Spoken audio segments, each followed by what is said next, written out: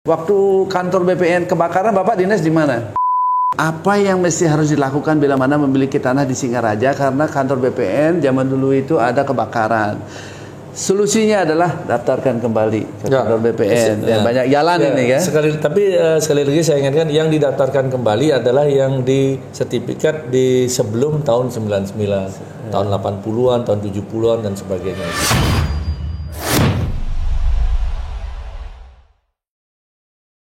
Apa kabar Pak Kakan? Baik, terima kasih. Ya, kabarnya begitu santer sekali setelah isu-isu satu G20, beberapa kasus dan dapat penghargaan lain-lainnya banyak sekali torehan daripada Kakan Kabupaten Buleleng ini. Hari ini sehat ya? Sehat. Ya, sejauh mana persiapan ini untuk G20? Ini nanti dijawab ya. Saya mau nyapa dulu saudara-saudara kami di seluruh Indonesia. Om Swastiastu. Assalamualaikum warahmatullahi wabarakatuh. Salam sejahtera bagi kita semua. Namo Buddhaya, salam rahayu kita semua. Semoga BPN seluruh Indonesia sehat dan tidak ada masalah.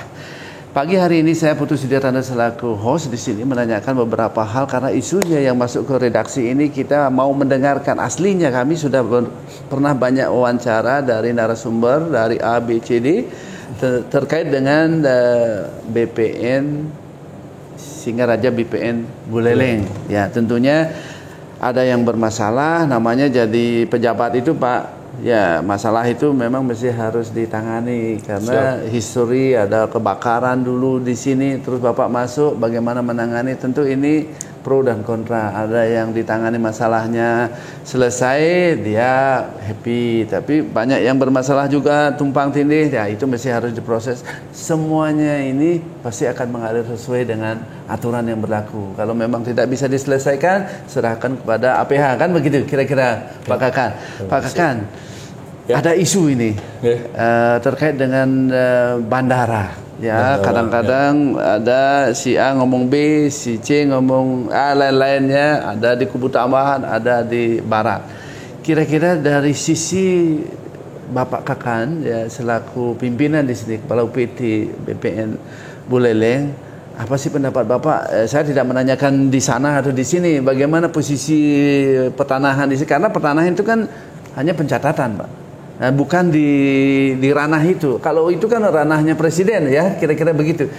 Bagaimana pendapat Bapak terkait dengan isu-isu bandara ini? Terima kasih. Yang pertama saya ucapkan selamat datang. Ya, baik Pak. Di kantor pertanahan Kabupaten Buleleng. Baik, Pak Putu selaku host. Saya pertama kali juga masuk di dalam podcast ini. Terima kasih. Langsung saja mengenai bandara. Khususnya rencana awal yaitu di kubu tambahan di timur itu sudah berproses pada saat itu, namun belum final. Ya, dari segi tata ruang sudah keluar RDTR, namun penloknya belum keluar. Baik. Karena satu dan lain hal, kemudian sempat ada pada saat itu masa COVID, sehingga 4 menteri kalau nggak salah duduk bareng, satu online pada saat itu, menyimpulkan dari kajian hukumnya juga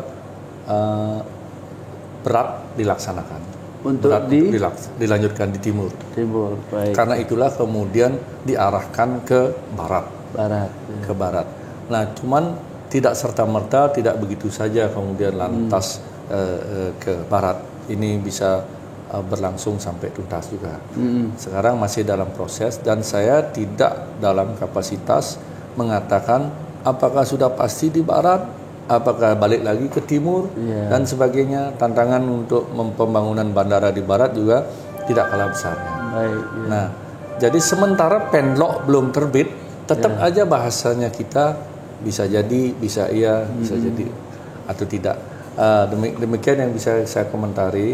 Nah, kemudian untuk ke baratnya ini telah dilakukan suatu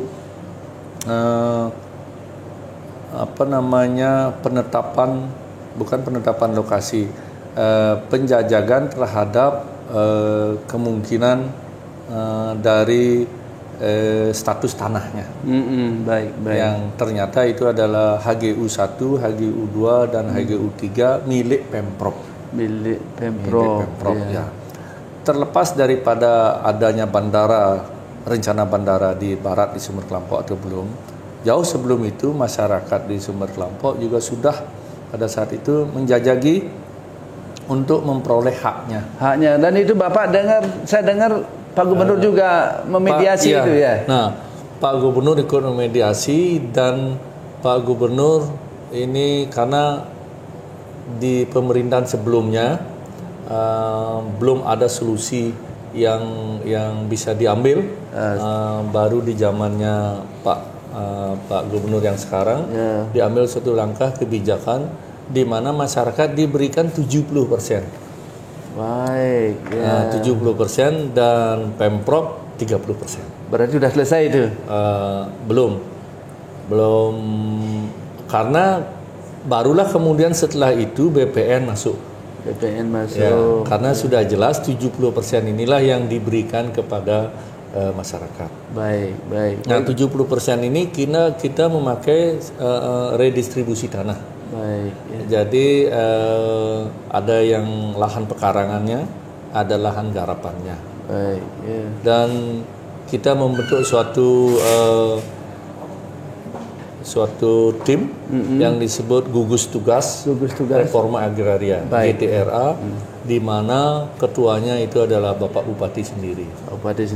Kemudian ada Pak Sekda, kemudian tentunya dari kami di BPN. Pak Bupati kan sudah turun sekarang on behalf waktu beliau masih menjabat. Baik. Jadi dan proses ini berjalan acungkara, kita diapresiasi oleh BPN pusat sebagai pelaksana reforma agraria terbaik se-Indonesia di tahun 2021 kemarin. Tentunya ini tidak terlepas dari peran serta dari seluruh komponen gugus tugas tersebut, mulai dari masyarakat itu sendiri yang sangat proaktif dalam penyelesaian ini, BPN, Pemkabnya, beserta OPD yang terkait. Bahkan juga dari LSM juga ikut terlibat bahu-membahu sehingga selesailah sudah pensertifikatan tanah redis tersebut. Namun, maaf ini saya sambungkan sedikit. Masih di lokasi Sumber Kelampok, di desa Sumber Kelampok, di seberang jalannya saja, masih di desa ini, ada satu banjar yang mana warganya sekitar 107 kakak. Ini adalah Ekstran Tim-Tim. Ekstran Tim-Tim. Itu sudah selesai belum? Belum, masih dalam proses ini. Mereka ini masyarakat atau semeton Ekstran Tim-Tim ini menempati kawasan hutan. Jadi bukan HGU 1, HGU 2 dan HGU 3. Seandainya semeton Tran ini menempati di HGU 1, 2, 3, ya tentu juga akan ikut dalam penyelesaian tersebut. Baik. Nah, karena asal hak tanahnya ini berbeda, yaitu kawasan hutan, maka diperlukan suatu proses yang berbeda dengan HGU 1, 2, 3 tadi. Ya, permohonan lah ya. Permohonan sudah berproses, sempat direncanakan di bulan Agustus kemarin keluar SK pelepasannya. Harapan masyarakat di sana adalah dari 107 KK tersebut 136, sekian hektar yang dimohon. Baik, kita doakan mudah-mudahan 136-nya keluar untuk masyarakat untuk masyarakat. Nah, seandainya SK ini sudah terbit, barulah itu menjadi ranah kami. Baik. Proses sertifikasinya. Baik. Demikian kira-kira Pak. Ya. Baik, terima kasih. Kemarin itu Pak Menteri bawa apa itu piagam itu, ada apa dengan Bapak itu? Apa itu? Itu kebetulan ada Rakernas di Jakarta. Apa itu? Ada momen di mana diberikan semacam penghargaan lah. Oh ya, mana coba lihat ini kebetulan Bapak. Di sini coba lihat ini apa ini? Saya baca ini. Waduh. Ini logonya logo lambang burung Garuda. Menteri Agraria dan Tata Ruang, Kepala Badan Pertanahan Nasional memberikan piagam penghargaan nomor 224 PJM KP 04 /7 Almari 2022. Pemirsa, ini khusus ini untuk Kantor Pertanahan Kabupaten Buleleng sebagai pelaksana reforma agraria terbaik terbaik pertama ya. Hadi Cahyono. Bang Ya, selamat terima kasih. Ini, ini kebanggaan juga bukan milik saya pribadi. Ini tentunya kebanggaan dari seluruh gugus tugas reforma agraria. Jadi pelaksana reforma mulai dari Bapak Bupati, masyarakat dan bahkan juga teman-teman di LSM yang ikut mendorong proses ini. Dan tidak berhenti di sana saja. Kebetulan ini juga pada saat itu dikawal langsung oleh Bapak Muldoko untuk pemberdayaan masyarakatnya. Beliau mengundang instansi kementerian terkait, Kementerian Pertanian dan sebagainya, sehingga ada sumbangan 100 ekor sapi, ternak sapi, kemudian ada bantuan bibit jagung dan sebagainya juga. Bahkan Desa Sumber Kelampok juga ditetapkan sekarang sebagai Kampung Reforma Agraria. Kampung Reforma Agraria. Jadi artinya jangan sampai berhenti pada proses sertifikasi. Jangan sampai setelah mendapatkan sertifikat malah sertifikatnya digadekan, dijual dan sebagainya. Jadi pemerintah dalam hal ini mengawal terus ini sehingga tujuan akhirnya yaitu peningkatan taraf hidup masyarakat, peningkatan taraf hidup sosialnya menjadi lebih baik. Itu. Ya, baik Pak Kakan. Ya, pemirsa, di sini kan banyak isu sekali di Singaraja, di Buleleng khususnya. Sebelum waktu kantor BPN kebakaran, Bapak dinas di mana? Saya waktu itu dinas tahun 99 masih di Kalimantan Timur. Oh, jauh sekali. Pengangkatan pertama saya 94 di Kalimantan Timur sampai 2000. Oke, pertanyaannya Pak, banyak sekali yang masuk ke DM kita. Ada mantan tentara yang sudah pensiun juga menanyakan, mungkin mekanisme sudah dijalankan. Apa langkah mereka? Karena mereka ini kan tinggal di luar Bali, Pak. Ya, sertifikatnya sudah tua-tua itu, terus dia mau bikin sertifikat, apa langkah mereka biar dia dapat sertifikat baru? Ya, podcast yang Pak Putu adakan ini, saya mengucapkan terima kasih sekali. Baik, supaya paham masyarakat. Saya harapkan melalui podcast ini juga terjadi sosialisasi. Walaupun ini kejadiannya sudah lebih dari 20 tahun.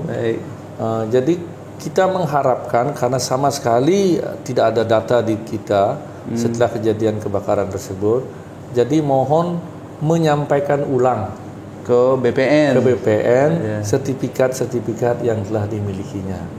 Jadi baik mau melalui WA atau melalui website kami ada, sampaikan aja, nanti kami izin. Nah, itulah yang bisa dilakukan.